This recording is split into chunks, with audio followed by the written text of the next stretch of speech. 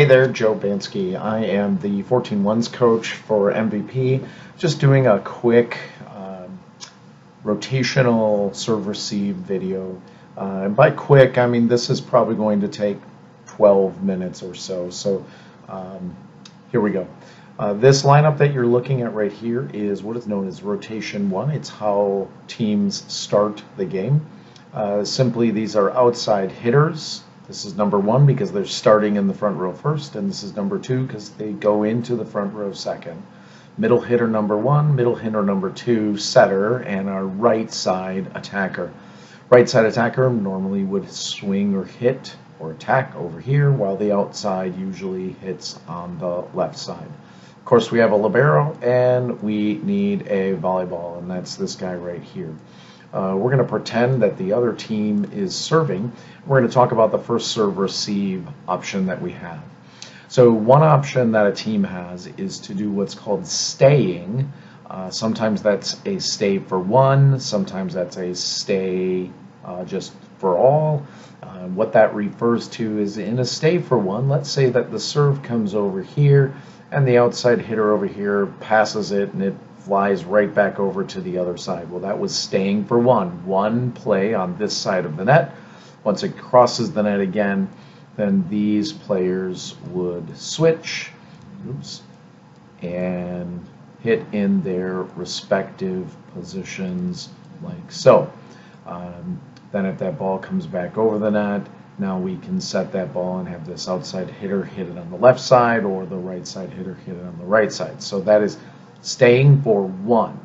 If we stay and just stay, which is something we just did this weekend based on a serve receive challenge, we stayed full time. So when the ball was served from the other team, no matter how many times it went over the net and back, the right side hitter continued to be a left side attacker, while typically the left side attacker or outside hitter stayed here on the right side.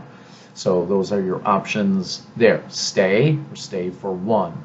A third option, which is something that we normally do, is what is known as a stack to the left.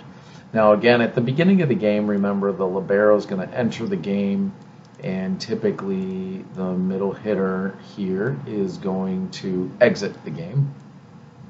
So your lineup would look like this.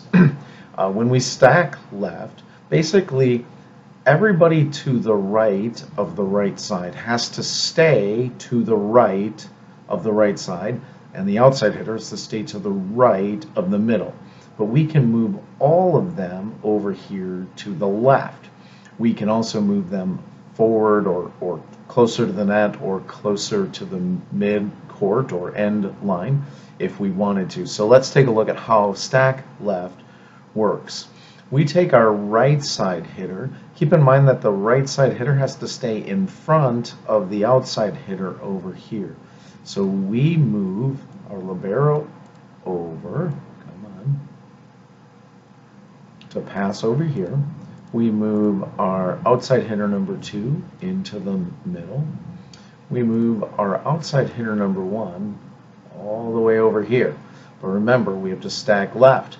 This player, mid 1, has to stay to the left of outside hitter number 1, and right side must stay to the left of middle hitter. So the way we do that is we sneak this guy over here, and we put our middle hitter over here, where they're kind of tucked out of the way.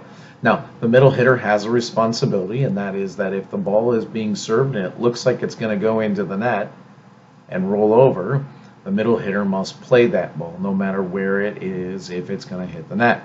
So that person doesn't get the play off. They have a job, and it's very specific, and it is very needed. Once the serve is hit by the opposing team, right? So the server's back here, bam, hits the ball. As soon as that ball is contacted, our right side runs around, has to keep their eye on the ball, and is yelling in or out, and they're coming around. Simultaneously, our setter has released and has come up to what we call the setter pocket. This allows our right side to continue over to here to become an attacker on the right side. Again, once that the ball has been hit, our middle hitter is looking to see, do they have to play the ball along the net? And if they do not, staying out of the way of the setter, they are trying to get here to take and get in position to take their approach to become a hitter. Let's say the ball is served and it's going to be played over here on this side of the court. The outside hitter then immediately transitions over here so that they are prepared to attack. Now if the ball gets passed to here, the setter, now we set a 4-ball, or we set a 9-ball, or we set a middle attack. Whatever we set is what we do. So that's the first rotation. Again, those positions started with outside hitter number 1 in rotation spot number 2 there. The right side hitter was here, middle was here, the outside hitter was here, and our libero was over here with our setter being back here. Now, let's say we got that kill and we have to rotate, right? So now the setter moves into the middle. Outside hitter goes back to serve. Our middle moves over here as excuse me, and our right side is here, and this outside rotates forward, and our libero has now moved over here. So this is our core or base lineup for rotation spot number 2. We're going to again pretend that the serve is coming in, and we want to look at what we can do with our serve receive here. We call this position middle up, and the reason for that is we are taking our setter from the middle and moving them up right here into the hitting position, or into the setting pocket. We want to get our middle out of the way so that they can patrol the net, so we bring them over here like this. We move our libero over here, and our outside hitter just simply drops straight back. So this is middle up. Outside hitter came back, the setter went up, and the libero pinched over. And that's really serve receive, right? So at that point, let's say the ball gets served over here. The right side has to stay away from the setter and has to transition to be a hitter, so getting over here into their spot, but they again have to avoid becoming in the setter's way. That might mean they have to wait, or that they have to stand right here until the setter clears. What if the pass from outside hitter number 2 comes right here or right here? They have to avoid the setter, right? They have to get to the second ball. Let's pretend everything goes great and the pass is going to be right on the money. We have our middle hitter transitions here. Our outside hitter comes over here to hit that ball, and that is the core of that rotation spot.